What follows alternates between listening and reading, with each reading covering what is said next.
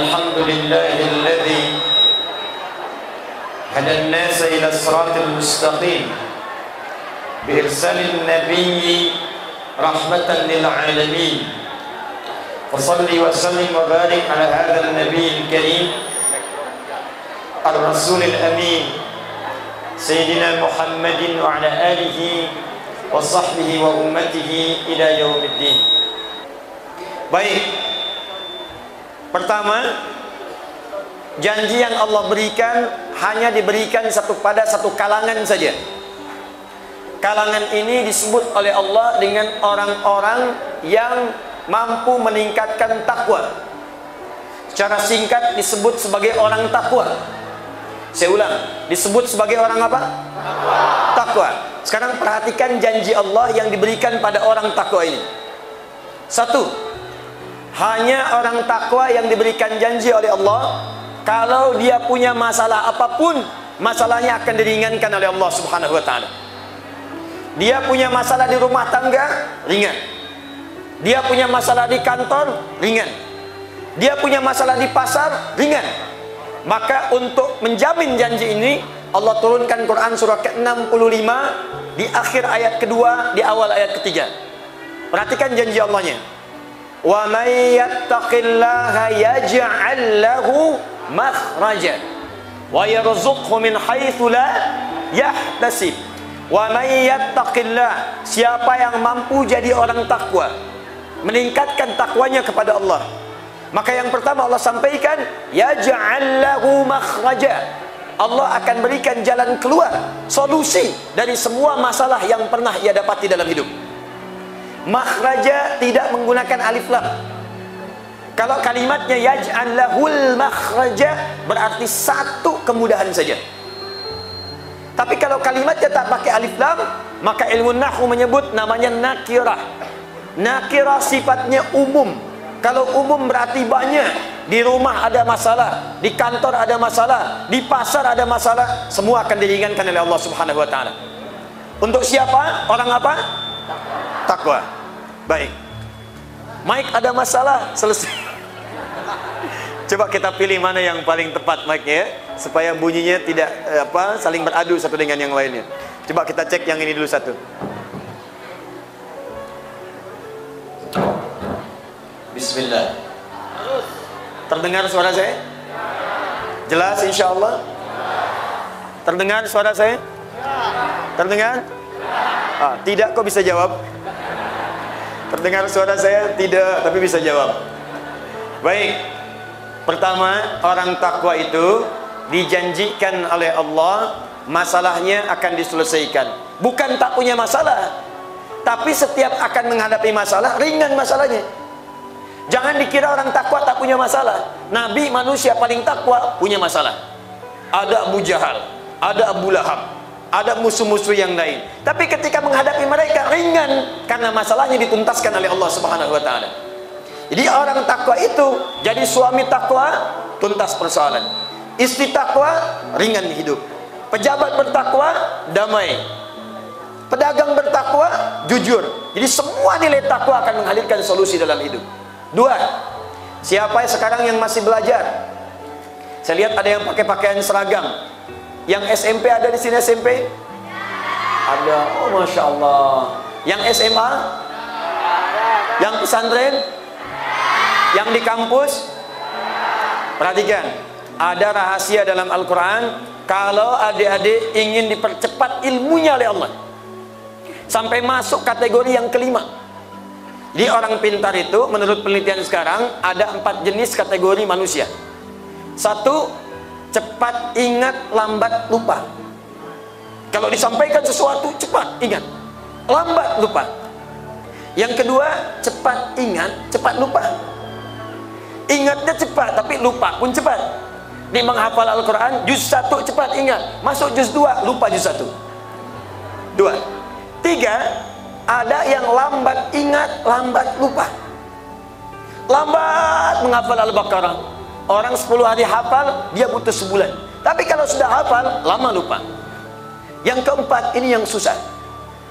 Lambat ingat, cepat lupa. Dia menghafal di masjid dangung-dangung. surah Al-Baqarah, lambat hafal. Seharian belum hafal, 2 hari belum hafal, 3 hari belum hafal, 10 hari baru hafal, keluar masjid lupa. 4. Tapi ada yang kelima. 5 nih cepat ingat, sulit lupa. Di orang ini bukan mau ingat, mau lupa susah. Biasanya kan yang begini utang. Utang tuh susah lupa ya. Tapi yang ini tidak, yang ini ilmu. Sudah cepat ingat, sulit lupa. Mau lupa susah. Ini tipikal nomor kelima ini tidak akan ditemukan di muka bumi kecuali syaratnya satu saja. Dia ada di Al-Quran surah kedua Al-Baqarah di akhir ayat 282, paling kiri sebelah bawah di mushaf. Perhatikan kalimatnya. Perhatikan kalimatnya. Wattaqullah wa yu'allimukumullah. Wattaqullah, tingkatkan takwamu kepada Allah, wa yu'allimukumullah, maka Allah akan mengajarkan engkau tambahan pengetahuan. Di orang yang biasa mendengar, baca dulu, hafalkan dulu, baru hafal. Orang takwa semakin tinggi takwanya, kata Allah, baru dengar, hafal dia. Baru disampaikan, paham dia. Kenal Imam Al-Bukhari? Bagus. Kalau kenal saya curiga. Bagus. Saya di Sukabumi ada yang kenal Firaun. Kenal Firaun, kenal, masya Allah. Di Jakarta ada yang kenal Utsman bin Affan. Di sini bagus. Al-Bukhari kenal? Tidak. Al-Bukhari itu bukan nama asli. Nama aslinya Muhammad. Punya bapak namanya Ismail. Punya kakek namanya Ibrahim. Kakek buyutnya Al-Mughirah. Eyang buyutnya Al-Bardizbah. Tinggal di kecamatan Ju'fah, Kabupaten Bukhara, Provinsi Khurasan. Sekarang negaranya Uzbekistan. Karena berasal dari Bukhara, maka beliau menyampaikan saya dari Bukhara. Dalam bahasa Arab kalau ingin menunjukkan makna tempat, tambah alif lam di depannya, akhirnya tambahkan i bunyinya. Bukhara al, tambah alif lam, al-Bukhari, saya berasal dari Bukhara. Al-Bukhari, saya berasal dari Bukhara. Nama aslinya Muhammad. Dulu orang tua kita, ya, bapak kita, kakek kita, ada namanya Syekh Ahmad Khatib dari Minangkabau. Saya dari Minangkabau, Syekh Ahmad Khatib Al-Minangkabawi. Punya banyak murid, ini guru besar. Banyak murid-muridnya, di antaranya Muhammad Darwish. Syekh Muhammad Darwish pulang ke Nusantara, berganti nama menjadi Ahmad Dahlan. Mendirikan Muhammadiyah 18 November 1912. Itu guru besarnya dari Minangkabau, dari Sumatera Barat. Dan beliau keturunan Nabi Syekh Ahmad Dahlan ini. Ahmad Dahlan bin Kiai Haji Abu Bakar bin Kiai Ilyas bin Kiai Sulaiman bin Demang Jurang Juru Kapindo bin Demang Jurang Juru Sapisan bin Kiai Grebek bin Maulana Ishaq. Maulana Ishaq adalah walid dari Ainul Yakin yang dikenal dengan Sunan Giri. Keturunan dari Ahmad Jumadil Kubra, keturunan dari Ali Zainal Al-Kabir, keturunan dari Ali Zainal Abidin, keturunan dari Al-Husain, Al-Husain adiknya Al-Hasan, Al-Hasan dan Al-Husain anaknya Ali bin Abi Thalib radhiyallahu taala anhu. Suaminya Fatimah Az-Zahra binti Muhammadin sallallahu alaihi wasallam bin Abdullah bin Abdul Muttalib bin Hashim bin Abdul Manaf bin Qusay bin Murrah bin Kilab bin Ka'ab bin Ghalib bin Fihir bin Malik bin Nadar bin Kinana bin Khuzaimah bin Mudrika bin Ilyas bin Nizar bin Mudar bin Ma'ad bin Adnan bin Addi bin Adri bin Muqawwam bin Nahur bin Tarikh bin Ya'rub bin Yasjub bin Nabit bin Ismail alaihissalam bin Ibrahim alaihissalam bin Azar atau bin Nahur bin Abir bin Kinan bin Arfakhshan bin Sam bin Nuh alaihissalam bin Mikhail Matushala bin Kinan bin Anwas bin Tis bin Adam alaihissalam. Ayo ulangi. Itu Syekh Ahmad Khatib Al-Minangkabawi, punya murid diantaranya Kiai Haji Ahmad Dahlan, sahabatnya nanti Kiai Haji Muhammad Hashim bin Ash'ari. Ada Syekh Yasin dari Padang, ahli hadis besar, jadi mufti di Masjid Al-Haram. Saya dari Padang, Syekh Yasin Al-Padangi. Syekh Nawawi dari Banten, Syekh Nawawi Al-Bantani. Ada di sini namanya misalnya Herman dari Dangung-Dangung, datang umrah ke Mekah. Ditanya, siapa Anda? Anda Herman Al-Dangung-Dangungi. Boleh. Imam Al-Bukhari itu, saya mau cerita bagaimana bapak ibunya meningkatkan takwa kepada Allah, lalu berdampak kepada anaknya. Itu beliau lahir, bapak ibunya soleh, takwanya tinggi. Maaf, usia 2 tahun ayahnya meninggal, jadi single parent, berjuang sendiri. Ibunya tak pernah lepas tahajud, baca Quran, belajar Quran, doa pada Allah, puasanya rajin. Lalu anaknya usia 4 tahun buta. Al-Bukhari kecil itu buta. Apa yang terjadi? Saat buta inilah kemudian ibunya semakin sungguh-sungguh beribadah, minta kepada Allah agar buta matanya diganti dengan tajam hatinya. Apa yang terjadi? Dahsyatnya ketika takwa ditingkatkan oleh ibunya, anaknya diingatkan, dekatkan dengan Allah, maka Allah mengganti yang buta mata tak nampak itu dengan tajamnya ingatan dalam jiwanya. Imam Al-Bukhari sekali dibacakan sesuatu atas sampai bawah bisa diulang dengan titik koma tanpa salah sedikit pun, atas sampai bawah. Dikirimkan ke Kutab, belajar kemudian Al-Quran. Pertemuan pertama masuk dibacakan oleh syekhnya surah Qaf, surah ke-50. Sampai dengan selesai dibacakan, syekhnya iseng bertanya, man yahfad, siapa yang telah menghafal surat ini? Man hafidha, siapa yang sudah hafal surat ini? Al-Bukhari kecil, satu-satunya anak mengacungkan tangan di antara sekian lain penghafal yang sudah besar-besar. Ana ya syekh hafidtu ala dhahri qalbi, saya sudah hafal dalam kepala saya. Di orang tua ada dua dalam hafalan, ada hafal di luar kepala, ada hafal dalam kepala. Hafal luar kepala namanya belum hafal. Saya hafal dalam kepala saya, syekh, ta'al ya bunai, maju ke depan. Saat maju diminta syekhnya iqra, dibacakan awal sampai akhir sempurna bacaannya. Kata syekhnya, perhatikan amanah guru ini, minal an tadrusul hadis, mulai sekarang ananda belajar hadis. Hadis karena Al-Quran itu begitu mudah, sekarang hadis pelajari dengan baik. Dia pulang ke rumahnya, saya mau tunjukkan bagaimana orang takwa itu diberikan kemudahan oleh Allah. Pulang ke rumah dia cerita pada ibunya, Ummi, tadi terjadi begini, saya diminta menghafal Quran, saya bacakan. Ibunya senang, kata anaknya di akhir, Ummi uridul hadis, saya mau belajar hadis. Kata ibunya, iktafi bil Quran, cukupkan dulu dengan Al-Quran, ananda ini punya keterbatasan. Kata anaknya, la uridul hadis, tak, saya mau hadis. Dia berjalan ke kamarnya, meraba jalan, ibunya masuk ke mihrab sambil bersendu, sambil bersedih, masuk ke mihrab, diarahkan kepada doa. Hamparkan sejadah, mohon kepada Allah. Perhatikan doanya. Yal basir, yalladzi ala kulli syai'in qadir. Ya Allah yang maha menatap dengan tajam, yang punya kuasa tanpa batas. A'id basirat tabni, mohon kembalikan penglihatan anak saya. Mohon kembalikan penglihatan anak saya. Sampai lelah berdoa di atas sejadah, tertunduk, jatuh, ketiduran. Dalam tidurnya bermimpi dengan Nabi Ibrahim bertemu, disampaikan anakmu akan melihat kembali. Rupanya saat ibunya berdoa tadi, Al-Bukhari kecil sedang mengulang surat Qafnya sampai ke kalimat ayat 22. Laqad kunta fi ghaflatin min hadza fakashafna anka ghita'aka wa basaruka al-yawma hadid. Ini ayat sebetulnya kalau dalam tafsir tentang akhirat. Tapi saking mulianya takwa keluarga ini, Allah turunkan kemuliaannya di dunia. Laqad kunta fi ghaflatin min hadza, kamu dulu tak bisa menatap, terhalang pandangan. Fakashafna anka ghita'aka, maka mulai saat ini kami akan buka penutup mata itu. Wa basaruka al-yawma hadid, dan matamu sekarang akan menatap lagi dengan tajam. Begitu sampai ke ayat tadi, tiba-tiba beliau terpejam, terbuka kembali, terlihat semua apa yang nampak di hadapannya. Kata medis ini buta permanen. Kata klinis gak mungkin sembuh. Perhatikan, ketika takwa ditingkatkan, tidak ada yang mustahil bagi Allah Subhanahu wa taala. Seketika sembuh, dia lompat, dia kejar ibunya. Ummi laqad ra'ait, saya udah bisa lihat lagi. Ibunya kaget banget. Ibunya katakan, rubbama ra'aita bil qalbi, mungkin ananda melihat dengan hatimu.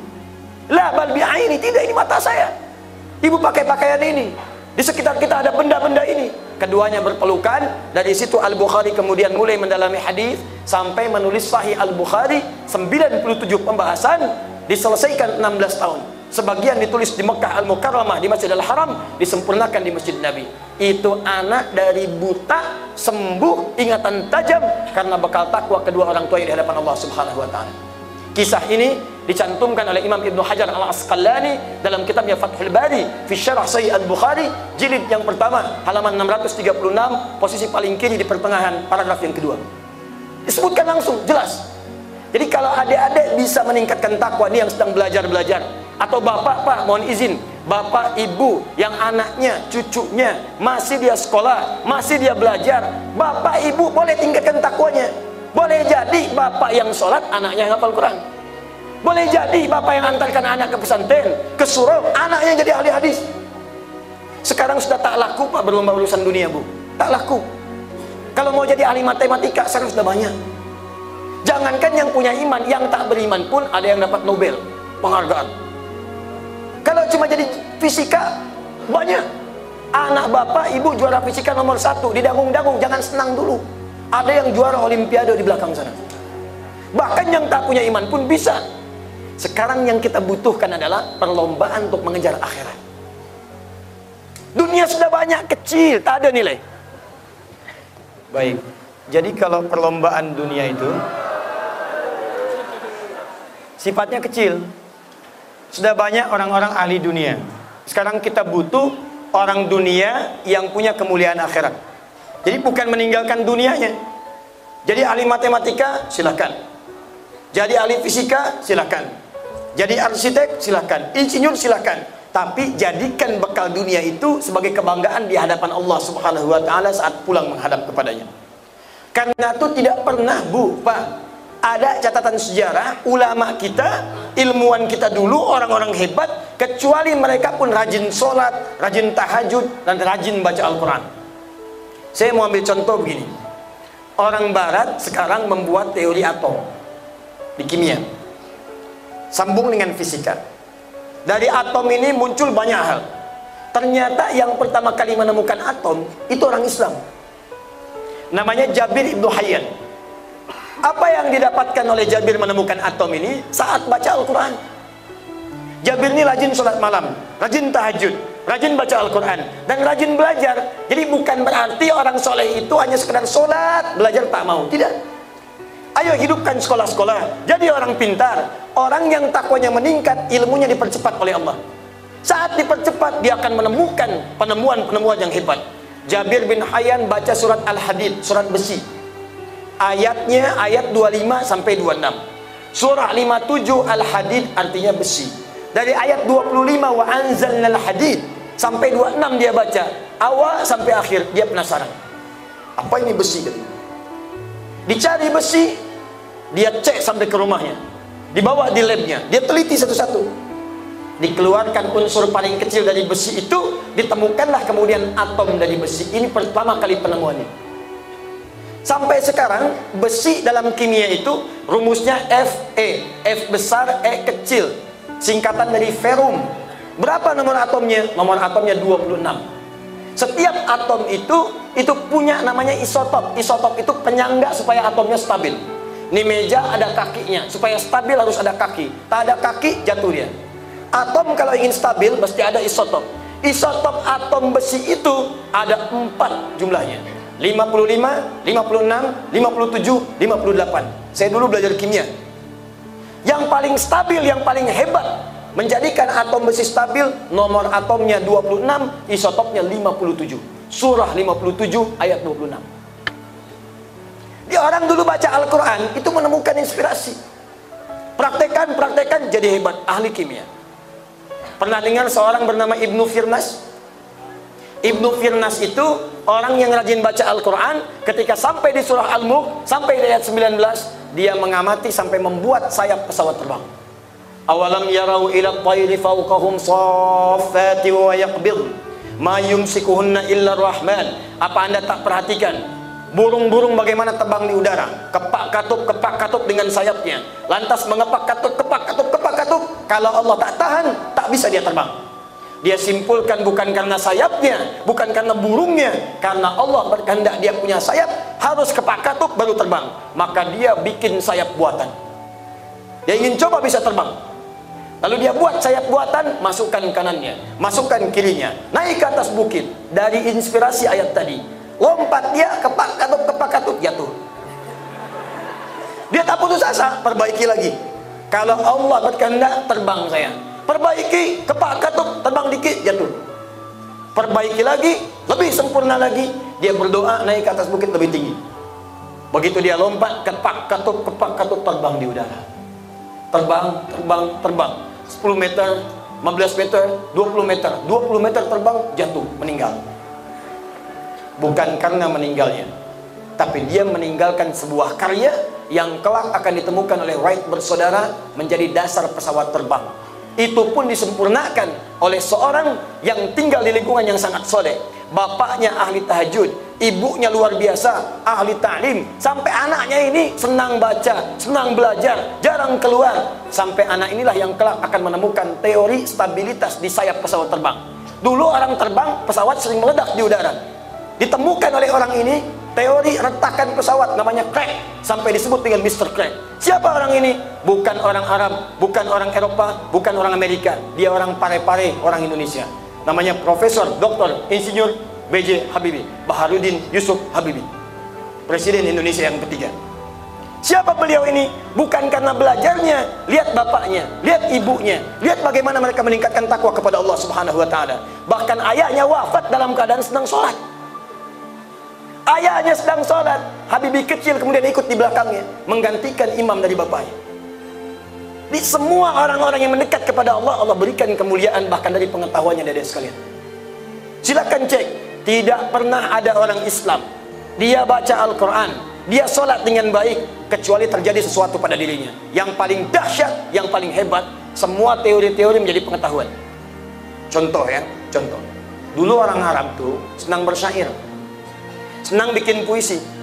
Dan orang Arab tuh paling hebat, melihat saja bisa bikin puisi. Zahabtu ila dangung-dangungi li ziyarati ba'du ikhwani fadakhaltu masjida muzahhamani ra'aitu mikrofon bis-silas bila sauti. Tuh baru masuk udah bisa bikin syair. Saya masuk masjid ke Dangung-Dangung, ingin menyampaikan ceramah. Masuknya luar biasa macet, sulit untuk masuknya. Begitu masuk mic-nya tidak berfungsi. Seketika bisa bikin syair tuh orang Arab. Dulu begitu, ada Imre el-Qais. Mereka sampai punya 16 rumus. Tawilun lahu dunal buquri fa'ulun mafa'ilun fa'ulun mafa'ilu kifanabki min dhikra habibin wa manzili bisaktili wa bainad dakhuli fahawmali rajas mustaqilun mustaqilun mustaqilun mustaqilun mustaqilun mustaqilun sautus safiril bulbuli hayyaja qalbi thamili al-ma'u wa zahru ma'a ma zahri la'dhul muqali fa anta ya sayyidali wa sayyidi wa maulali fakam tayyumuni ghuzailun uqayqali katabtuhu min wadatin wa fili hadar rajuli faqala la la la faqad ghada muharmili wal walad wali wali ya wailadi faqultu la tuwal wili fabainul lu'lu ali qalat lau hina kada ina dzul muqali kahatan kakailadi tabi tabuli. Ada, coba ulangi. Orang Arab begitu, tapi syairnya nggak ada maknanya. Begitu datang risalah Islam, tingkatkan takwa kepada Allah, baca Al-Quran dengan baik, rumus-rumus syair tadi jadi ilmu. Yang cuma nyanyian, yang tidak ada maknanya. Bahkan turun ayat mengatakan mereka itu kebanyakan menghayal. Datang ke lembah, dapat inspirasi, bikin lirik, tapi nggak ada isinya. Turun Quran surah ke-26, ayat 224, 225-nya. Wasyu'ara'u yattabi'uhumul ghawun, alam tara annahum fi kulli wadin yahimun. Hei, lihat para pujangga jahiliyah, seringkali pergi ke lembah, ke jurang, cuma untuk dapatkan inspirasi, tapi nggak ada isinya. Bila aku mencintaimu, nikah enggak? Bila aku dapatkan ke awan, bila aku bisa terbang juga tidak. Dia hanya mengawang-awang saja. Datang orang Islam, rajin baca Quran, tingkatkan takwa kepada Allah. Rumus tadi dirubah menjadi nazam, teori untuk belajar pengetahuan. Siapa yang pengen belajar bahasa Arab cepat? Bikin rumus yang tadi namanya bahar, dijadikan sebuah rumus untuk menghafalkan teori bahasa Arab supaya kita bisa pandai bahasa Arab dengan cepat. Dibuat 1000 bait, 1000 bahasa Arabnya alf, 1000 dekat ke 1000 alfiyah, jadilah alfiyah. Rumus yang tadi yang i dimasukkan untuk membuat alfiyah. Kalamuna lafzun mufidun kastaqim wasfun wa fi'lun thumma harfunil kalim wahiduhu kalimatun wal qawlu am wa kalimatun biha kalamun qad yu'am bil jarri wat tanwini wan nida wa al wa musnadin ismi tamyizun hasal bita fa'alti atat wa ya if'ali wa nunik balanna fi'lun yanjali. Ada kalam, ada jar, ada rafa', ada nasab, ada teori fi'il, ada teori ism dan seterusnya. Selesai. Bisa menghafal ini, lancar bahasa Arab. Lancar bahasa Arab. Perhatikan, dari mulai dekat dengan Allah, dirubah teori-teori yang tak ada maknanya menjadi alfiyah, hafalan-hafalan untuk belajar bahasa. Ada alfiyah ilmu hadis. Kalau hafal bait ini, tahu semua teori ilmu hadis. Ada alfiyah qiraah asyrah. Kalau hafal bait ini, hafal teori baca Al-Quran dengan 10 riwayat. Asalnya dari notasi-notasi jadi teori untuk mendekatkan diri kepada Allah. Ditinggalkan Qurannya, dijauhkan tahajudnya, jarang puasanya, hancur, kemudian dibawa teori ini ke barat, dikembalikan lagi. Jadilah teori musik lagi. C, D, F, G, A, B, C, G, A, B, C, D, F, G, D, F, G, A, B, C, D, A, B, C, D, F, G, A, F, G, A, B, C, D, E, B, C, D, E, F, G, Ice, Bis, F, G, Ice, Bis, Cis, Dis, Ice, Bis, Cis, Ice, Bis, Gis, Ice, Bis, Cis. Kunci C, kunci F, kunci A, kunci B, judi, preng. Balik lagi. Karena itu kita butuh kembali lagi. Ayo cepat, mulailah dengan meningkatkan takwa dulu. Orang takwa dijamin bahagia. Quran surah kedua ayat 189 di akhir ayatnya. Wattaqullaha la'allakum tuflihun. Ayo takwa supaya engkau bahagia. Supaya engkau bahagia. Rumah tangga kurang bahagia, mungkin bukan karena kurang hebat, bukan karena kurang kaya. Mobil sudah banyak, kendaraan ada, ya, uang bertumpuk, kedudukan tinggi, tapi tidak bahagia-bahagia. Masalahnya mungkin bukan uang, bukan kedudukan, masalahnya kurang takwa. Sedikit-sedikit masalah bikin status. Ternyata engkau tidak seperti aku kira. Tunggu komen. Kenapa Uni? Oh, tak ada apa-apa. Masya Allah. Selesai. Maaf ya, update status tidak menyelesaikan persoalan. Apakah dengan status di-update itu selesai masalah? Tidak. Bahkan bisa jadi membuka masalah lebih dalam. Ih, nggak nyangka ya, nyangka tuh. Ketika seorang berkata tidak nyangka, sedang nyangka. Apa solusinya? Kata Allah, ingin bahagia, ayo takwa, takwa. Ingin sukses, takwa. Ingin senang, takwa. Sekarang pertanyaan dengan cepat, bagaimana cara kita bisa meningkatkan takwa itu supaya kita bisa meraih semua yang dijanjikan tadi? Saya berikan cara dengan cepat. Untuk hari ini 2 saja. Ya, karena waktu kita agak terbatas. Kita sampai jam berapa ini? Boleh untuk warga Dangung-Dangung, boleh, silakan. Ya, insya Allah. Antum sampai jam 4, saya jam 12 pulang.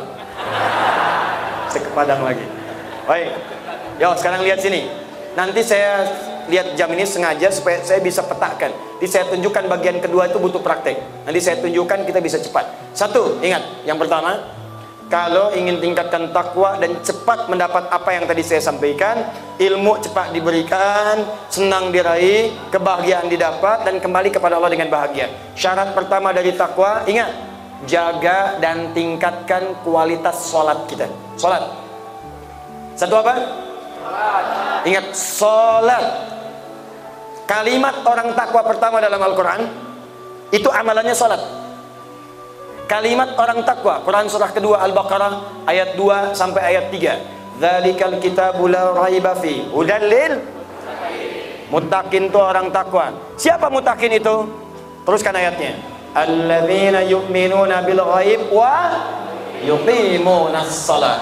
Orang takwa itu setelah yakin iman pada Allah yang gaib, lalu dia buktikan imannya dengan banyak menunaikan salat. Perhatikan baik-baik ya, Bapak, Ibu, dan seluruhnya. Kalimat sholat itu ada 3 jenis di Al-Quran.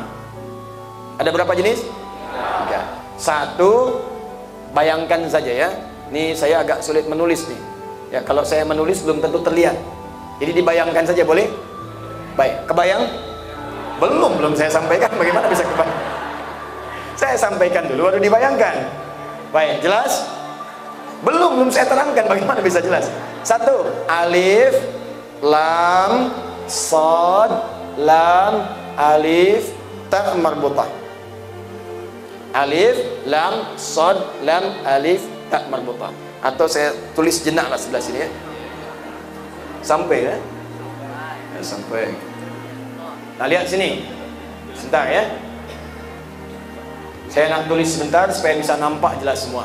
Baik, Ibu sebelah sana terlihat, Bu? Kelihatan? Ya. Kelihatan, hebat. Belum saya tulis sudah kelihatan. Nih, mak-mak Dangung-Dangung nih imannya kuat nih. Belum kita tulis sudah nampak. Nah, 1 nih. Alif, saya perbesar. Lam, shad, lam, alif, ta marbutah. Ini nomor 1. Alif, lam, shad, lam, alif, ta marbutah. Kalau nampak seperti ini artinya sekali sholat saja. Satu kali, mufrad, singular. Ya, ingat. Kalau bikin istilah harus sesuai dengan maknanya. Walaupun istilahnya benar, tapi tak sesuai makna, jangan disebutkan. Tunggal itu mufrad, singular, boleh. Ustadz kalau jomblo gimana? Tidak. Ya, bentuknya singular. Sekali saja. Ada yang kedua, alif, sini, lam, shad, lam, waw, alif, ta maftuhah.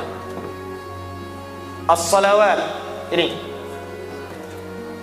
Kalau bentuk yang ini, yang nomor 2, contoh Quran surah kedua Al-Baqarah ayat 238, paling kanan sebelah atas di mushaf. Hafidhu 'alas salawat. Bentuknya seperti ini. Ini berarti bentuk jamak tapi terbatas. Dalam bahasa fikih artinya salat fardu, salat wajib. Karena wajib itu bukan sekali, tapi berapa kali? 5 kali, 5 waktu, 17 rakaat. Apakah 5 itu bentuk jamak? Jamak, 1 tunggal, 5 jamak. Tapi terbatas, tak boleh lebih dari 5, tak boleh kurang. Kalau ada sholat, orang sholatnya cuma 4 waktu, kurang 1 waktu. Kalau sholat 6 waktu, terlampau soleh dia. Dia cuma 5 saja. Ini bentuknya jamak. Tapi yang ketiga, alif, lam, shad, lam, waw, ta marbutah. Di atas alifnya ada fathah, di atas wawnya ada fathah tegak. Bentuk ketiga begini. Ini berarti jam'un ghairu mahdud. Bentuk jamak tapi tak ada batasnya. Kalau tak ada batas berarti melewati batas salat fardu. Kalau melewati batas salat fardu artinya nafilah, sunnah. Bukan hanya salat fardunya, salat sunnahnya pun kerjakan. Sekarang perhatikan, Allah menyebutkan orang takwa pertama di Quran, surah kedua ayat kedua. Dzalikal kitabu la raiba fihi hudal lil. Ciri pertamanya orang takwa itu setelah beriman menunaikan salat. Alladzina yu'minuna bil ghaib wa yuqimunas. Lihat di mushafnya. Tuan, puan, silakan lihat. Bapak, ibu, adik, silakan lihat. Cek di mushaf itu hakul yakin. Kalimatnya tertulis nomor 3. Yang ini. Bukan begini, tapi yang seperti ini. As-shalah, tapi alif, lam, shad, lam, waw, ta marbutah. Artinya, kalau ingin Anda sukses, ingin bahagia, ingin luar biasa senang, ingin berhasil, kata Allah tingkatkan takwa, sholat. Cuma jangan cukupkan dengan sholat fardu saja. Kalau cuma fardu, jangankan yang pengen sukses, yang biasa pun 5 waktu juga. Kalau ingin bahagia, jangankan yang 50 tahun, anak 5 tahun pun sholatnya 5 waktu juga. Yang biasa-biasa pun 5 waktu. Ini Anda ingin yang luar biasa. Jadi kalau Anda ingin capaian yang lebih tinggi, saya ingin jadi orang hebat, saya ingin jadi orang besar, saya ingin jadi pejabat yang berhasil, saya ingin jadi pengusaha yang sukses, maka naikkan level salatnya dari yang standar, tambah dengan salat sunnahnya. Ayo mulai bangkit. Silakan cek Nabi Muhammad SAW, Rasul yang paling hebat, Rasul yang paling mulia, ketika beliau diangkat oleh Allah menjadi Rasul dan disebut oleh Rasul-Rasul sebelumnya sebagai Rasul yang paling hebat, paling sukses, paling dekat dengan Allah. Bagaimana status Nabi Muhammad diangkat jadi Sayyidul Mursalin, penghulu, tuan dari semua Rasul dan Nabi? Apa rahasianya? Salah satunya ketika beliau banyak mendekat kepada Allah melebihi Rasul-Rasul yang lainnya. Bapak Ibu, nama Nabi Muhammad itu semua nama sifat kebaikan. Tak ada nama zat. Nama zat itu nama untuk membedakan seorang dengan yang lain. Nama saya Adi, ini Husain misal. Untuk membedakan Adi dengan Husain diberi nama Adi, saya tengok. Husain, ini tengok. Misal.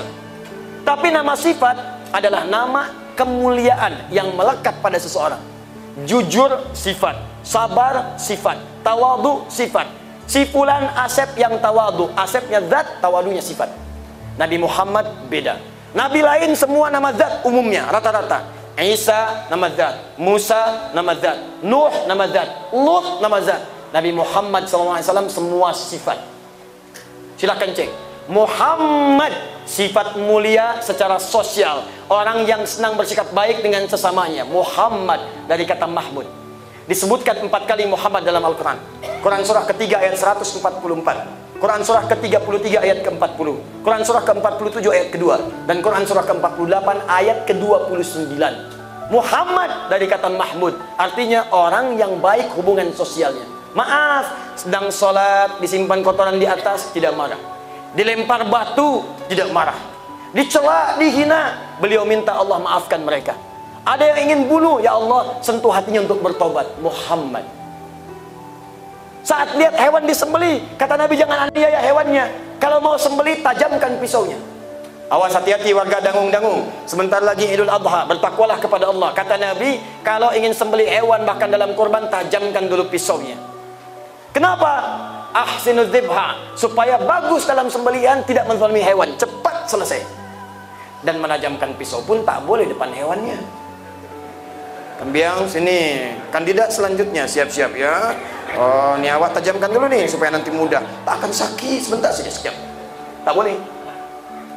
Dalam suasana perang, emosi tinggi, kata Nabi jangan injak tanaman. Jangan aniaya anak-anak kecil. Jangan aniaya yang sepuh-sepuh. Muhammad sallallahu alaihi wasallam. Azizun alaihi ma anittum, harisun alaikum bil mu'minina raufur rahim. Tapi pertanyaannya, kenapa disebut Ahmad oleh Nabi Isa? Buka Quran surah ke-61 ayat yang ke-6, paling kiri sebelah atas. Kata Nabi Isa, "Ubasyira bi rasulin ya'ti min ba'di ismuhu Ahmad." Ahmad itu dari kata Hamid. Artinya orang yang punya hubungan dekat dengan Allah. Kalau sekali saja Hamid, rajin tahajud belum senang puasa, Hamid. Rajin puasa belum tahajud, Hamid. Tapi kalau orang ini rajin puasa, rajin tahajud, rajin tilawah, berubah nama jadi superlatif sighah mubalaghah dari Hamid menjadi Ahmad. Kenapa Nabi Muhammad disebut Ahmad? Kata Nabi Isa, karena Nabi terakhir ini orang yang paling dekat hubungannya dengan Allah, yang tak bisa ditandingi oleh manusia manapun termasuk nabi-nabi yang lain. Ini dijamin surga. Surga sudah dijamin, tingkat paling tinggi, dipuji oleh Allah. Wa innaka la'ala khuluqin 'azim.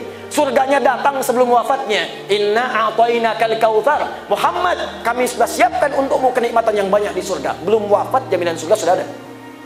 Tapi apakah itu menghentikan ibadah beliau kepada Allah sampai naik status yang paling tinggi? Tidak. Al-Bukhari nomor hadis 2010, paling kanan sebelah bawah di kitabnya. Sayyidah Aisyah mengisahkan bagaimana ketika beliau salat malam, padahal cuma sunnah bangun malam. Ja'a talatatu ashabin, datang 3 orang sahabat, Hudzaifah al-Yamani, Abdullah bin Mas'ud, Ubay bin Ka'ab radhiyallahu ta'ala anhum jami'an. Ja'u ila sayyidati Aisyah, datang pada Sayyidah Aisyah bertanya, kaifa kanat sifatu salatin Nabi sallallahu alaihi wasallam? Bagaimana sifat salat malamnya Nabi sallallahu alaihi wasallam? Kata Sayyidah Aisyah, la tas'alu an husnihinna wa tulihinna. Tolong jangan tanya bagaimana bagus dan panjang bacaannya, sulit diikuti. Besoknya penasaran, solat di belakang Nabi. Kata Hudzaifah al-Yamani, memang tak ada yang paling nikmat kecuali solat di belakang Nabi. Saat baca ayat-ayat surga, rasanya ingin cepat ke surga. Saat baca ayat neraka, segera berlindung, ya Allah jangan sampai masuk neraka. Tak terasa rakaat pertamanya 100 ayat Al-Baqarah. Satu rakaat pertama 100 ayat Al-Baqarah. Hudzaifah selesai, Abdullah bin Mas'ud penasaran, emang enak, saya coba berikutnya. Abdullah bin Mas'ud ikut betul. Dia kira 100 ayat akan ruku, ternyata nyambung Al-Baqarah sampai selesai rakaat pertama 286 ayat. Dia kira akan nyambung, dia akan ruku, nyambung sampai Ali Imran 200 ayat. Dia kira akan ruku, nyambung sampai An-Nisa 176 ayat. Baru selesai An-Nisa 176 ayat, 5 juz 4 halaman, baru beliau ruku. Besoknya tak ikut lagi. Nah, jadi begitu. Nabi Muhammad saja diangkat jadi Rasul paling hebat karena meningkatkan takwa, salat tambah. Nah, ini beliau Nabi, Rasul, dekat dengan Allah. Jaminan surga ada, masuk surga tanpa hisab. Masih bangun menunaikan salat sunat, tahajud sampai kaki bengkak. Anda Nabi bukan, Rasul bukan. Jaminan surga belum ada, hisab masih menegangkan. Bangun malam, mata bengkak. Cita-cita surga bersama Nabi lagi. Ayo coba cek, siapa yang mau masuk surga, boleh angkat tangan. Masya Allah. Siapa yang ingin di surganya bersama Nabi, boleh angkat tangan. Masya Allah. Siapa yang ingin surga Firdaus, boleh angkat tangan. Nah, sekarang turun. Sekarang jujur jawab ya. Syarat masuk surga itu banyak pahala, dosa kecil atau tak ada dosa. Sekarang saya tanya, siapa yang tak punya dosa, angkat tangan. Ayo. Tak apa, angkat saja, saya pulang. Siapa yang dosanya sedikit? Tak ada. Siapa yang dosanya agak banyak? Boleh angkat. Siapa yang dosanya banyak? Angkat tangan.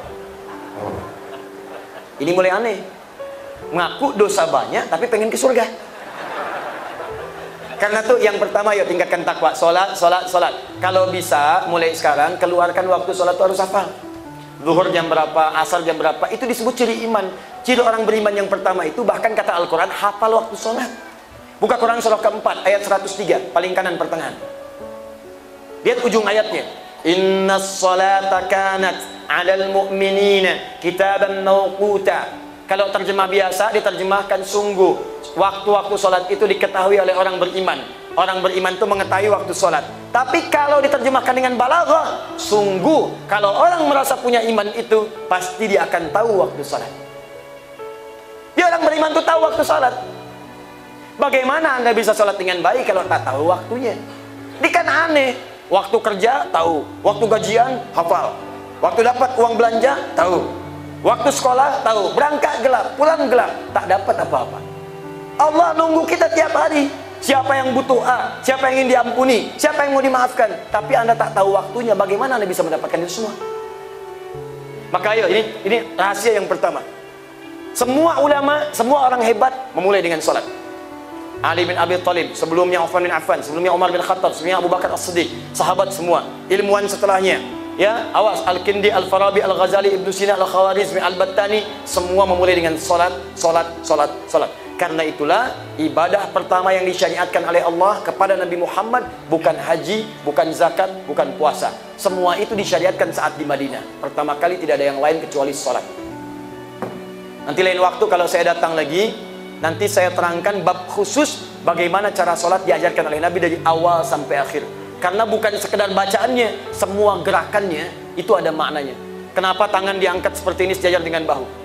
Kenapa sejajar dengan daun telinga? Apa maknanya ini? Kenapa berdiri dengan tegak? Itu ada maknanya semua. Dan semua ada hadisnya. Ada hadisnya, keterangan ulamanya sampai dengan sujud. Ada. Kenapa kalau turun dari i'tidal, ada yang pakai lutut, ada yang pakai telapak tangan. Ada dua cara. Siapa yang turun sujud pakai telapak tangan? Boleh angkat tangan. Sami'allahu liman hamidah. Allahu akbar. Turun sujud, telapak tangan dulu atau lutut dulu? Yang lutut angkat tangan. Yang telapak tangan, yang turun dengan dua-duanya. Ada?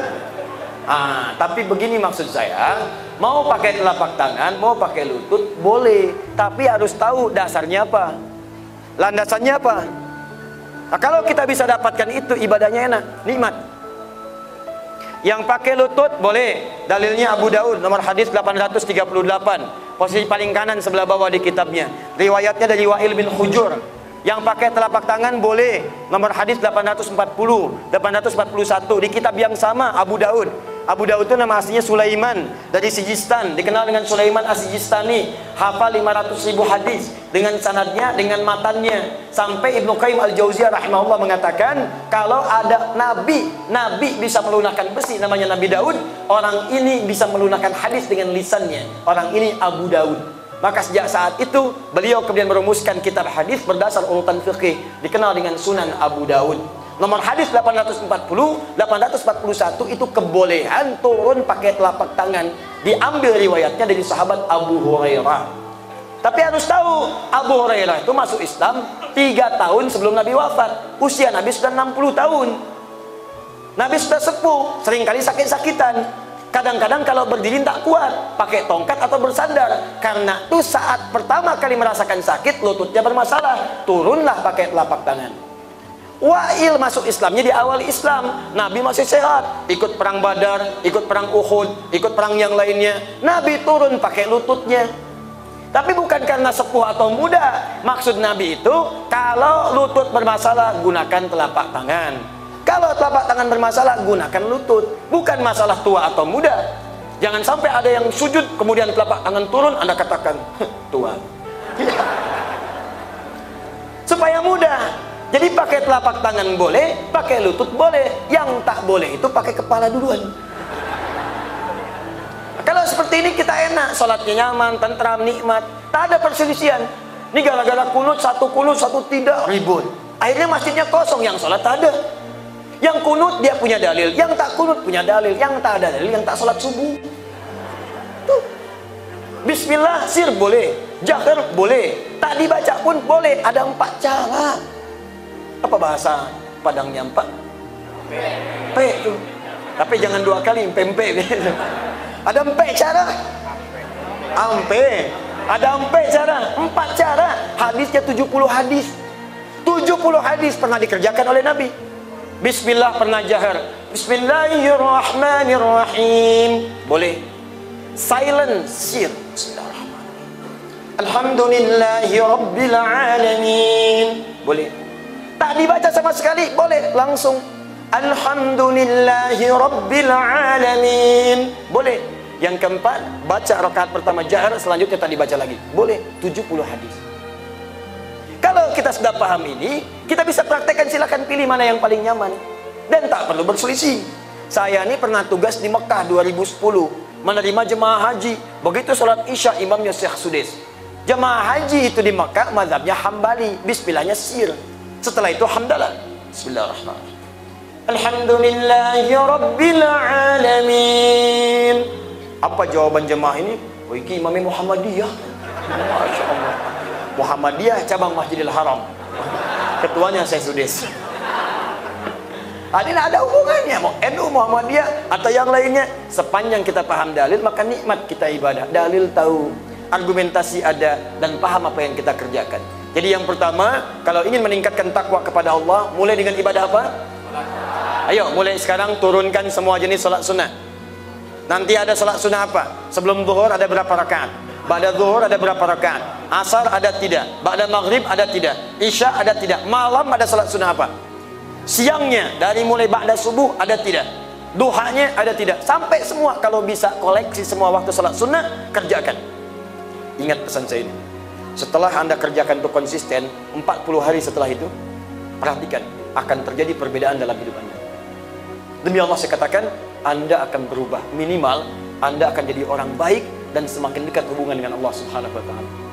Kalau semakin hebat, puncak yang terakhirnya, ada orang yang saking dekatnya dengan Allah, dia belum meminta kepada Allah, langsung dikabulkan oleh Allah. Doa itu ada yang mengangkat, minta dikabulkan. Ada yang mengangkat, minta terlambat dikabulkan. Ada yang belum mengangkat tangan, baru terbersit di kepala, langsung diberikan oleh Allah. Ada yang perempuan, contohnya Maryam. Ibu kenal Maryam? Yang ini bilang tidak, ibu. Alhamdulillah, ada saingan di sini. Kenal Maryam? Maryam itu bukan nabi, bukan rasul, tapi takwa dekat dengan Allah. Ibu bapaknya menyiapkan dari sejak di kandungan, Bu, dalam kandungan disiapkan oleh ibunya supaya dekat dengan Allah. Dibacakan ayat-ayat yang baik, doa-doa yang baik. Ini boleh sekarang orang-orang perempuan mengandung bacakan Quran. Sudah penelitian. Bacakan.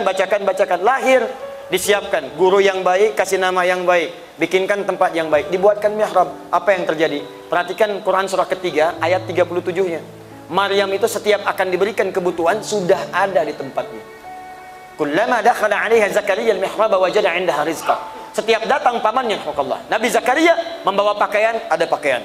Mau bawa makanan, ada makanan. Bawa buah, ada buah. Yang dahsyat, musim anggur, ada anggur normal. Bukan musim anggur, ada anggur.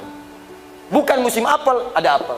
Pamannya bertanya, ya Maryamu anna laki hadza. Maryam, dari mana semua ini? Saya akan belum antarkan, kenapa sudah ada?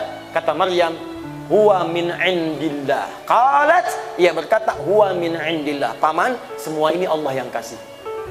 Kalau anak kecil diajarkan kalimat baik, Allah, astagfirullah, alhamdulillah, dari sejak kecil, maka yang keluar di lisannya Allah, subhanallah, alhamdulillah. Diajarkan dekat dengan Allah, lisan yang keluar pertama kali kalimat-kalimat thayyibah.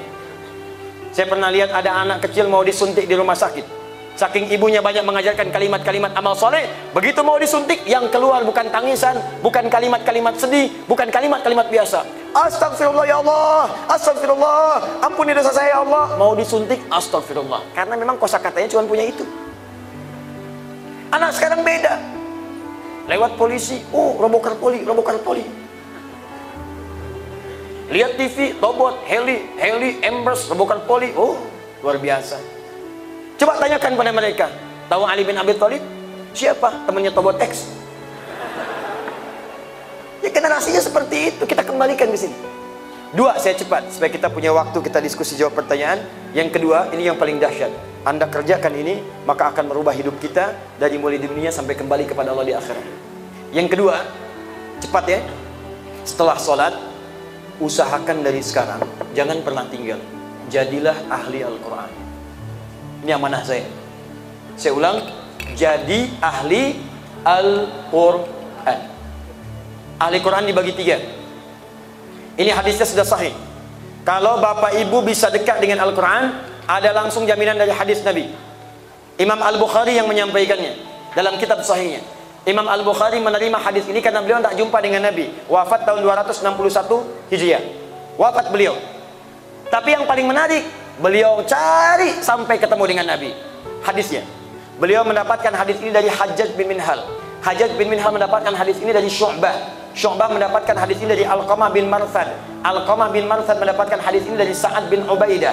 Sa'ad bin Ubaidah mendapatkan hadis ini dari Abu Abdurrahman As-Sulami. Abu Abdurrahman As-Sulami mendapatkan hadis ini dari Utsman bin Affan dan Ali bin Abi Thalib radhiyallahu taala anhuma. Keduanya mendapatkan dari Nabi sallallahu alaihi wasallam. Perhatikan kalimat nabinya. Khairukum man ta'allamal Qur'ana wa 'allama. Kalau ada orang hebat, orang baik, kata Nabi, maka yang terbaik di antara orang baik itu, yang terhebat di antara orang hebat itu hanya satu, yaitu ahli Al-Quran. Siapa yang mau belajar Quran dan mengamalkan isinya. Ini janji Nabi. Anda belajar Quran, amalkan isinya, jadi orang hebat. Dipraktekkan oleh ulama. Caranya ada 3. Pertama, untuk pemula, jadi ahli Quran kalangan pertama yang senang baca Quran. Mulai baca dulu, target khatam dalam sebulan, 1 hari 1 juz. Kalau mau mudah, jangan dipaksakan sekali baca 1 juz. 1 juz 1 hari bagi 5 bagian sesuai waktu sholat. Subuh, zuhur, asar, maghrib, isya. Dibagi, bagi 5. Misal, juz pertama itu 141 ayat. Ditambah dengan Al-Fatihah. Al-Fatihah saya tak hitung karena sudah hafal kita. Baik, 141 ayat bagi 5. Berapa jumlahnya? 28. Cepat ya. Bisa temukan 28 ayat, kan sedikit saja. Subuh 28 ayat bagi 2, sebelum subuh 14, setelah subuh 14. 14 ayat itu kan tidak lama. 5 menit pun tak sampai baca 14 ayat. Anda cuma butuh 5 menit menyelesaikan 14 ayat. 14 ayat setelah sholat subuh, 10 menit saja. Zuhur 5 menit sebelum, 5 menit setelah. Kalau itu konsisten, 1 hari 1 juz, 30 hari 30 juz, dan ringan. Apa yang terjadi? Anda rajin baca, rajin baca, rajin baca. Kalau sudah dekat dengan Al-Quran, Quran yang sering Anda baca itu akan menjaga Anda dalam kehidupan. Anda akan dijaga. Minimal lisan dijaga dari berkata yang kotor. Tangan dijaga dari menyentuh yang haram. Yang hebat di masa Nabi kata para sahabat, jangan dikira semua sahabat Nabi hafal Quran. Ada di antara mereka yang cuma hafal 1 surah, 2 surah. Surah yang dihafal itu Al-Baqarah, Ali Imran, seterusnya. Bisa. Yang paling dahsyat, ada di antara mereka yang punya wirid sebelum tidur sering membaca surah Al-Quran. Buka kitabnya Imam An-Nawawi, judulnya At-Tibyan fi Adab Hamalatil Quran. Halamannya halaman 52, terbitan Darun Nafais, warna kuning, paling kanan sebelah bawah. Ada judulnya Wirid Al-Quran sebelum tidur. Ini sahabat-sahabat Nabi itu punya surat khusus. Ada yang baca Al-Mulk sebelum tidur. Ada yang baca Al-Ikhlas, Al-Falaq, An-Nas. Ada yang baca ayat kursi. Tapi ada satu di antara mereka yang senang baca Al-Baqarah. Saking dekatnya dengan Al-Baqarah, tidak pernah tidur kecuali baca Al-Baqarah terlebih dahulu. Satu kali dia tertidur, lupa belum baca Al-Baqarah. Tiba-tiba dalam tidurnya dia bangun, kaget, tangannya kena kawannya. Kawannya bangun, kenapa kamu? Apa kata orang ini? Wallahi laqad ra'aitul fil manam innal baqarata laqad natuhatni. Saya tadi mimpi dalam tidur, saya diseruduk surat Al-Baqarah. Diseruduk Al-Baqarah. Al-Baqarah itu kan sapi betina. Jadi karena dia belum baca surat Al-Baqarah itu, dalam tidurnya datang sapi betina nyeruduk dia. Seakan-akan mengatakan, kamu belum baca saya, baca dulu. Saking dekatnya dengan surat itu. Yang rajin baca surah Al-Mulk dekat, maka Allah akan jaga jasadnya di alam kuburnya. yang rajin baca surat Yusuf dengan jiwanya, dengan ikhlasnya, dengan akhlaknya, maka dia akan dibebaskan dari kesedihan dan kesulitan dalam hidupnya. Ada fadilahnya, banyak. Baca kitab-kitab ulama, kita temukan keutamaannya. Hadirkan itu, golongan pertama. Kalau sudah lancar baca yang pertama ini, naik level kedua. Saya cepat. Nanti di akhir saya berikan cara cepat menghafal Al-Quran. Yang kedua, amalkan isinya dengan cara mengkajinya terlebih dahulu. Jangan sampai selama ini baca tapi tak paham isi. Punya target. Dalam sebulan, bulan ini saya selesaikan juz amma, saya paham. Besok saya selesaikan misalnya Al-Baqarah. Setahun saya selesaikan Ali Imran. Kalau mau cepat, ini saya berikan rahasia besar. Ini rahasia ya. Saya ulang, ini rahasia di antara kita saja. Kalau mau efektif, keluarkan ayat Al-Quran sesuai dengan profesi Bapak Ibu sekalian. Kalau baca, awal sampai akhir. Menghafal awal sampai akhir. Tapi kalau ingin amalkan, praktekan, kalau bisa keluarkan yang kita butuhkan. Contoh, ini saya lihat banyak yang berdagang, ada di pasar, ada di bangunan, di toko-toko macam-macam. Kenapa tidak ngaji keluarkan ayat Quran tentang jual beli, tentang bisnis, ayatut tijarah, bimbingan bisnis dalam Al-Quran, keluarkan ayatnya.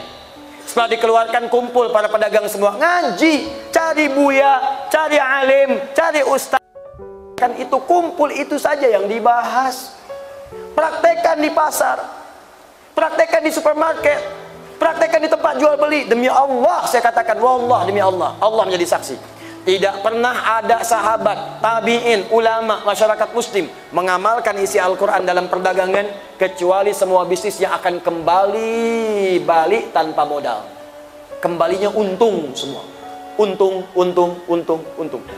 Abdurrahman bin Auf cuma punya waktu 3 bulan. Modalnya pakaian. Diamalkan isi bimbingan Nabi melalui beliau. Diamalkan 3 bulan jadi orang nomor kaya, nomor 3 paling kaya di Madinah. Setahun jadi orang paling kaya nomor 1 di Madinah. Kapaknya kapak terbuat dari emas. Cuma setahun. Utsman bin Affan sampai sekarang asetnya masih ada. Sumurnya yang dulu dibebaskan masih ada. Ya, lembah-lembahnya masih ada, kebun kurmanya masih ada, kebun kurmanya dibebaskan. Sekarang wilayah itu akan jadi hotel penginapan. Hasilnya diinvestasikan, disedekahkan pada orang-orang Islam atas nama Utsman bin Affan radhiyallahu taala anhu. Masih ada. Bapak ibu, berapa lama jadi ayah? Ibu berapa tahun jadi ibu? Belasan tahun, puluhan tahun. Kenapa tak diturunkan ayat-ayat menjadi ibu dalam Al-Quran? Kenapa tidak dikaji ayat rumah tangga? Adik-adik yang belajar, kenapa nggak mengeluarkan ayat-ayat pelajaran di Quran? Ayat-ayat ilmu ada. Cara cepat menghafal, Quran surah 9 ayat 122.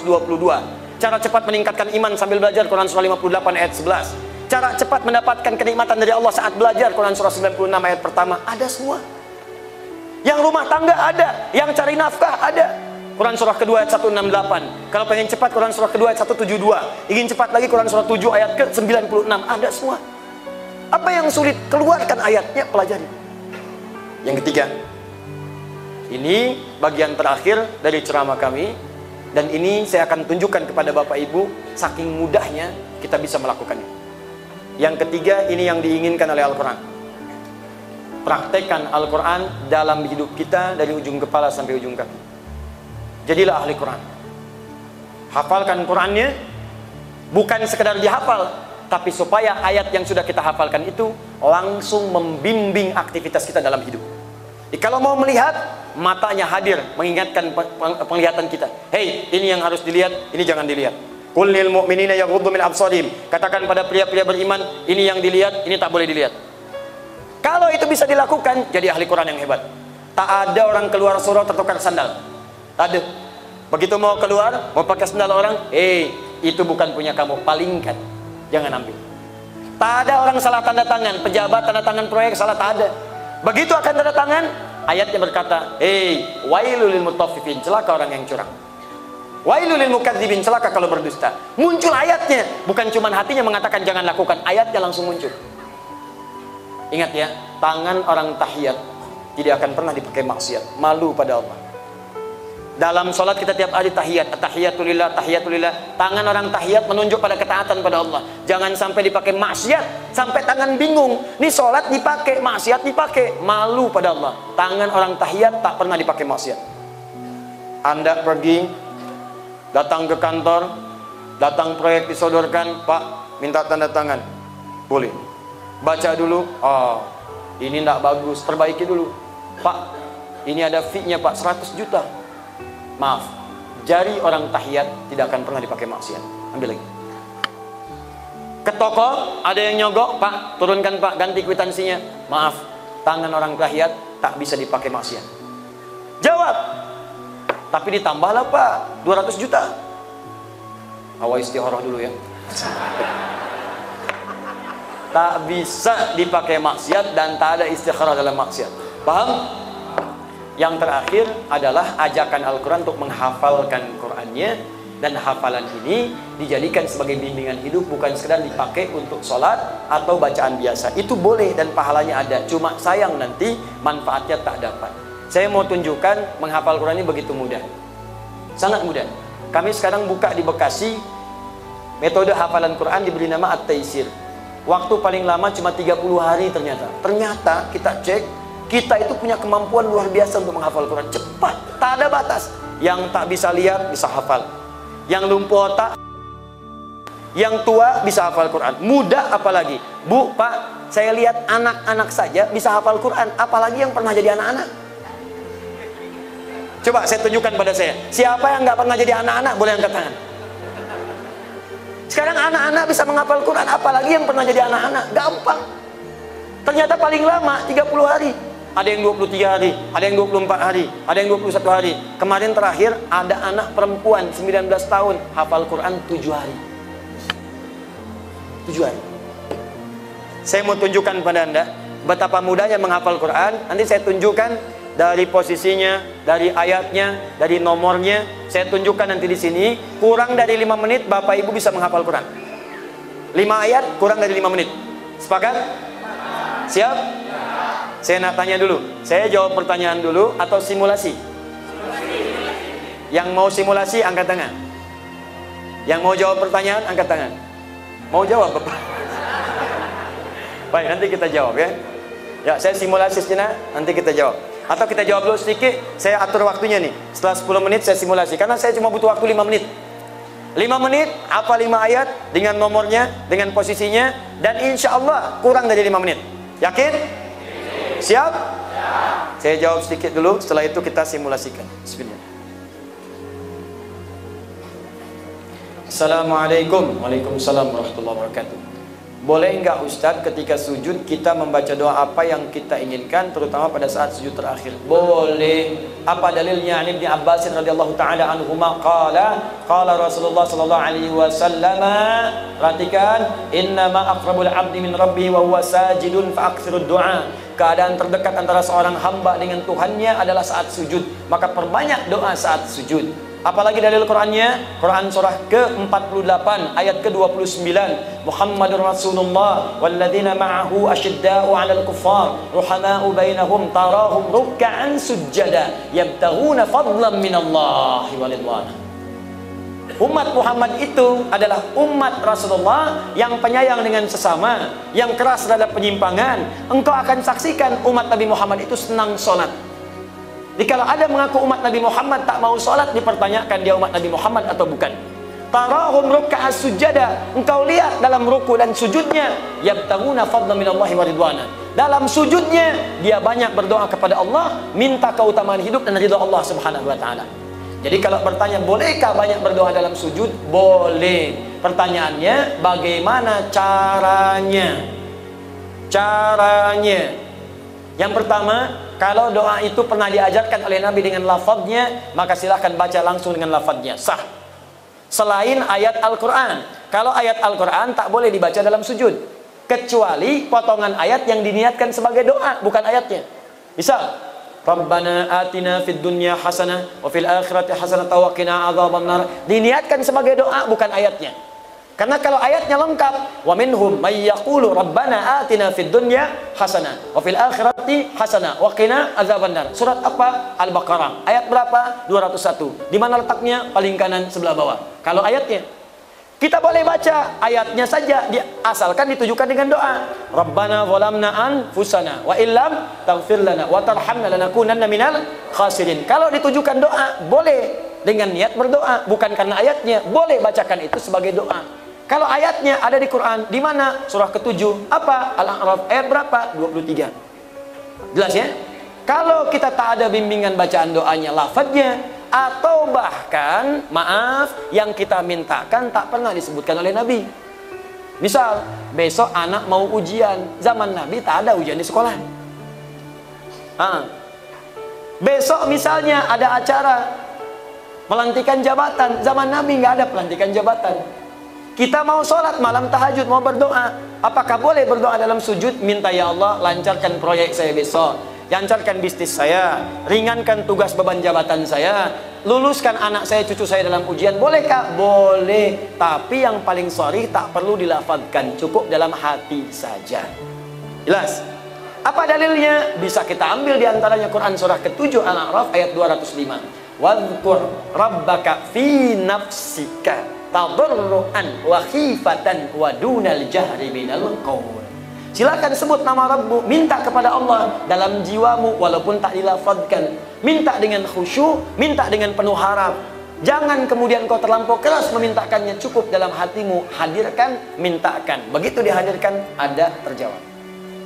Ya, dan minta dalam hati ini boleh dalam sujud, boleh juga dalam saat berdiri, saat membaca kalimat iyyaka na'budu wa iyyaka nasta'in. Di hati langsung hadirkan, ya Allah, sukseskan bisnis saya, ya Allah, lancarkan ujian saya. Apa dalilnya? Hadis qudsi dari Anas bin Malik radhiyallahu taala anhu. Qasamtu shalah baini wa baina 'abdi 'ala nisfain. Kata Allah, saya bagi salat kepada dua bagian antara aku dengan hambaku. Wali 'abdi ma sa'ala, kalau hambaku benar salatnya sampai bacaan tertentu, aku akan kabulkan apa yang dia minta.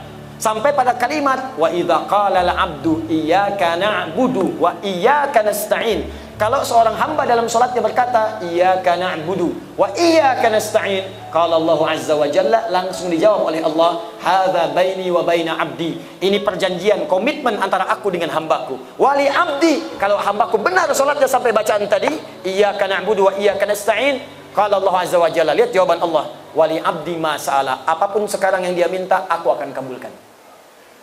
Tapi tak perlu dilafadzkan, dalam hati aja minta. Kalau benar, dikabulkan oleh Allah. Jelas sampai sini? Wallahu ta'ala a'lam bis-shawab. Ustaz, saya seorang mahasiswa, semester awal dan pengamat menikah muda. Doakan saya agar dimudahkan dan segera bertemu dengan jodoh saya. Masya Allah. Kalau ingin bertemu jodoh, jangan selalu jadi pengamat. Nah, ini pengamat menikah muda tapi tak dapat jodoh. Cara mendapat jodoh itu bukan mengamati, tapi berikhtiar untuk mendapatkannya. Ya, kenali, ta'aruf, cari sesuai dengan ukuran Nabi. Tak kenal maka ta'aruf, bukan tak sayang. Tidak semua kenal itu mesti sayang. Bapak kenal dengan istri tetangga kan tidak harus sayang. Tak kenal maka ta'aruf, tak tahu maka berkenalan. Cara ta'aruf yang baik untuk mencari jodoh banyak dari Nabi. Tunkahul mar'atu li arba'in. Kalau ingin cari jodoh perempuan itu lihat pada 4 halnya. Perempuan ke laki-laki juga demikian, lihat 4 halnya. Pertama, li jamaliha,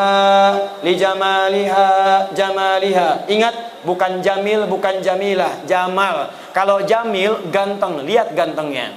Kalau jamilah cantik, lihat cantiknya. Jamil ganteng, Saiful ganteng, Saiful jamil. Jamilah cantik, Mulan cantik, Mulan jamilah. Tapi kalau jamalah itu adalah penampakan keindahan yang terpampang pada warasnya, pada parasnya.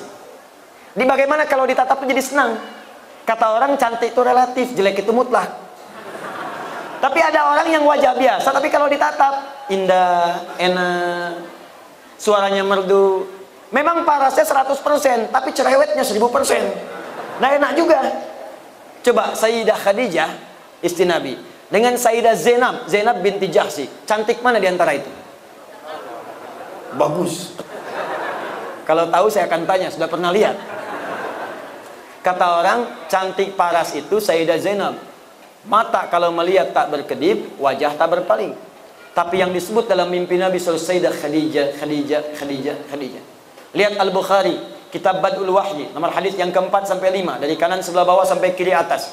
Nabi pernah turun dari Gua Hira, belum ada wahyu setelah periode Iqra. Di tengah jalan siang-siang tiba-tiba ada suara Muhammad, Muhammad, Muhammad. Tengok kanan kiri kosong, depan belakang tak ada orang. Tengok atas ada sosok seperti duduk bainas sama'i wal ardi memanggil Muhammad, Muhammad. Bapaklah keluar dari dangung-dangung ini. Siang-siang kosong tak ada orang. Begitu keluar tak ada orang, kanan kiri kosong, depan belakang kosong. Tiba-tiba ada panggilan. Nengok atas jubah putih rambut gondrong, jubah putih rambut gondrong sambil begini, Pak. Kira-kira apa yang dilakukan? Kata Nabi, faru'ibtu minhu, saya pergi meninggalkan tempat itu dengan cepat dengan keadaan takut. Tapi yang dahsyat, datang pulang sampai rumah bertemu dengan Sayyidah Khadijah. Begitu dibuka melihat wajah Sayyidah Khadijah, hilang setengah ketakutannya.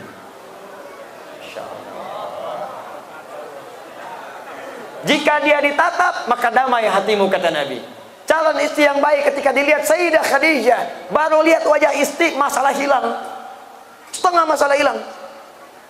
Apa kata Nabi? Dathiruni, dathiruni. Di riwayat lain, zammiluni, zammiluni. Selimuti saya, selimuti saya. Saya khawatir. Dibawa, digandeng, masuk ke kamar, diselimuti. Keluar kalimat yang indah. Zaujil karim, makna. Sayang, engkau itu orang baik. Engkau menyambung silaturahim. Engkau senang memberi. Engkau orang baik dalam kehidupan. Engkau tak punya musuh. Tanamkan dalam jiwamu yang paling dalam. Aku akan bersamamu dalam suka dan duka. Seketika hilang masalahnya, turun malaikat yang tadi membawa surah Al-Mudaththir, surah ke-74. Ya ayyuhal mudaththir, qum fa'anzir. Itu asbabun nuzulnya tadi. Jadi sekarang bagaimana caranya? Masya Allah, Bu, pulang ke rumah. Pastikan suami lihat ibu, hilang masalah. Pulang dari kantor, pulang dari pasar, ada masalah di pasar, nyampe rumah, assalamualaikum, waalaikumsalam, dengan suara istri, alhamdulillah tenang. Begitu dibuka, tambah masalah. Nah, ini pertama lah. Ya. Kedua, nasabiyah, lihat dari mana dia berasal, supaya tidak menimbulkan fitnah. Cari ukurannya. Ketiga, kemudian apa yang terjadi? Kata Nabi, lihat juga lima liha. Ada yang menafsirkan adalah kekayaan hartanya. Tapi saya cenderung kepada penafsiran kemampuan dia mengelola harta suaminya. Awas, kadang banyak yang salah tafsir. Oh, kalau yang kaya, saya cari aja janda kaya, saya nikahin kaya saya. Tidak. Saya cari aja anak orang kaya, saya nikahin jadi kaya. Tidak. Kata para ulama hadis sebagian, makna di sini adalah kemampuan dia mengelola harta suami. Jangan sampai pendapatan Anda 5 juta, tapi zakat malnya dia 10 juta. Stres Anda. Untuk salonnya saja sudah 7 juta, capek. Yang terakhir, yang keempat, lidiniha, ketaatannya kepada Allah. Ya, fadfar bidzatid dini taribat yadak. Kalau ada yang keempat ini yang paling dahsyat. Karena itu, Bu, Pak, maaf ya. Kalau ada seorang pemuda, akhlaknya baik, agamanya bagus, Qur'annya hafal, taat pada Allah, kata Nabi, jangan ditolak tuh karena sulit untuk menemukannya. Jangan dihilangkan peluangnya, cepat. Sekarang sedang marak di Indonesia, Jakarta, Bekasi sekitarannya, mahar untuk menikah sekarang rata-rata hafal berapa juz. Ada seorang pemuda datang melamar kepada anak kiai, anaknya cantik luar biasa, taat salehah. Ternyata bukan dia saja yang datang, 2 orang lain datang, 3 orang datang mau mengajukan lamaran. Begitu datang pertanyaan kiainya bukan yang lain, Quran. Ananda siapa namanya? Saya Anas, Pak. Baca surat An-Nas. Baca. Bagus. Kalau Ananda siapa? Saya Torik, Pak. Baca surat At-Torik. Bagus. Yang ketiga, belum ditanya, udah pucat wajahnya. Kalau Ananda siapa? Saya Imran, Pak. Tapi dia tak hilang akal. Cuma panggilan sehari-hari, kulhu, Pak. Ya. Nah, coba carilah yang seperti itu, yang ikhwan juga demikian, coba ta'aruf yang baik. Kalau sudah jangan lama-lama, ya. Lamar dengan baik, doa malamnya istikharah, nampak dia besoknya lamar. Doakan, sentuhlah ia tepat di hatinya, maka ia akan jadi milik untuk selamanya. Bikin status. Udah datang. Dan para akhwat saya nasihati ya, awas nih yang belum menikah, jangan dengarkan rayuan-rayuan gombal para lelaki. Aku mencintaimu. Jangan dipercaya. Katakan padanya, buktikan cintamu dengan menuliskan namaku di buku nikah kita. Catat. Itu. punya BPKB. Apa itu BPKB? Buku pernikahan kita berdua. Masya Allah. Kenapa nyampe sana ini? Dah, 3 menit lagi saya jawab. Bismillahirrahmanirrahim. Ustadz, bagaimana caranya kita berdoa kepada Allah supaya hati kita tenang, hati kita terang? Caranya yang berdoa, minta kepada Allah supaya diterangkan hati. Bagaimana caranya? Yuk kita mulai beberapa bagian dari Al-Quran. Pertama, tingkatkan zikir kepada Allah. Apa itu zikir? Zikir itu amalan yang punya pengaruh kepada hati. Selain tenang, nanti Allah akan turunkan cahaya. Apa dalilnya? Quran surah ke-13 ayat 28. Ala bi dzikrillahi tatmainnul qulub. Apa amalannya? Pertama, salat. Karena itu salat disebut dengan zikir. Apa dalilnya? Quran surah ke-20 ayat ke-14. Innani anallahu la ilaha illa ana fa'budni wa aqimis salata li dzikri. Tunaikan salat sebagai zikir kepadaku. Amalan kedua apa? Rajin baca Al-Quran. Rajin. Datang surau, baca Quran. Pulang kamar, baca Quran. Walaupun tak harus panjang-panjang, konsisten bacakan. Maka Allah akan berikan hidayah dan kemuliaan. Apa dalilnya? Quran surah 15 ayat 9. Inna nahnu nazzalna dzikra wa inna lahu lahafidhun. Kami yang telah turunkan Al-Quran sebagai zikir. Jadi baca Quran itu zikir. Amalan ketiga, mulai menghafal walaupun ayat-ayat pendek. Menghafal Quran itu bagian dari zikir. Apa dalilnya? Quran surah ke-54 ayat ke-17, ayat ke-22, ayat 32, ayat ke-40. Walaqad yassarnal Qur'ana lidzikri fahal mim muddakir. Kami telah mudahkan Al-Quran yang bisa digunakan sebagai zikir untuk dihafalkan. Baca, maka akan terbuka segala kemuliaan. Ada lagi yang zikrullah, sebut nama Allah. Ya Abud, Ya Allah, Ya Rahman, Ya Rahim, Al-Asma'ul Husna. Apa dalilnya? Quran surah kedua Al-Baqarah ayat 152. Fadhkuruni adzkurkum. Zikir kepadaku, aku akan menyebut namamu. Bagaimana cara berzikirnya? Quran surah ke-17 ayat 110. Qulillah, sebut nama Allah. Ya Allah, Ya Allah, Ya Allah. Awir Rahman atau Ar-Rahman, Ar-Rahman, Ar-Rahman. Ayyamma tad'u falahul asma'ul husna. Atau sebutkan nama-nama Allah dari al-asma'ul husna. Terakhir, sebut dengan kalimat thayyibah. Subhanallah, alhamdulillah, Allahu akbar. Hadis Muslim dalilnya, nomor hadis 571. Apa dalil Qur'annya? Quran surah keempat ayat 103. Fa idza qadaytumus salata, jika Anda selesai menunaikan salat, fadhkurullaha. Cepat berzikir kepada Allah. Ada lagi zikir spesial. Kalau ini bisa dilakukan, maka Allah akan menjaga Anda dari perbuatan maksiat dan dibukakan segala hal-hal yang buruk dalam kehidupan untuk dijauhi. Apa zikirnya? Istighfar sebelum subuh. Sebelum tiba subuh, tahajud, tunggu subuh, istighfar. Astagfirullah, astagfirullah, astagfirullah, astaghfirullahalazim alladzi la ilaha illa huwal hayyul qayyum wa natubu ilaih. Apa dalilnya? Quran surah 51 ayat 18, paling kanan pertengahan. Wabil ashari hum yastaghfirun. Wallahu ta'ala alam bis-shawab.